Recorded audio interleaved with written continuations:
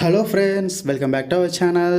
ரீசெண்டாக நம்ம பார்த்துருப்போம், நாகினி 7 விஜய் டிவியில் டெலிகாஸ்ட் பண்ணதை ஸ்டாப் பண்ணிட்டாங்க. அதுக்கு ஏகப்பட்ட பேர் டெலிகாஸ்ட் பண்ணுங்க அப்படின்லாம் பார்த்திங்கன்னா கமெண்ட் பண்ணிகிட்டு இருக்கிறாங்க. ஸோ இதுலேருந்தே தெரியுது நிறையா பேர் அந்த சீரியலில் மிஸ் பண்ணுறீங்கன்னு. பட் இதை வேறு எதில் பார்க்கலாம்? ஏன்னா விஜய் டிவிலே பார்த்திங்கன்னா ஒழுங்கான டப்பிங்லாம் பார்த்திங்கன்னா பண்ணலை. சேம் அப்படியே ஏஐ பார்த்திங்கன்னா தூக்கி போட்டாங்க. அவங்க இஷ்டத்துக்கு ஏதோ ஒன்று பண்ணி விட்டாங்க, நிறுத்திட்டாங்க.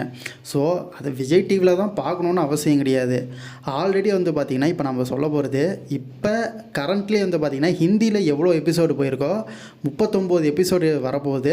அந்த எல்லா எபிசோடுமே பார்த்திங்கன்னா தமிழில் அவைலபிளாக இருக்குது. அதாவது நீங்கள் விஜய் டிவியில் எப்படி பார்ப்பீங்களோ அது அப்படியே பார்த்திங்கன்னா அங்கேயே இருக்கும். வேறு எதுவும் இல்லை, ஹாட் ஸ்டார் தான்.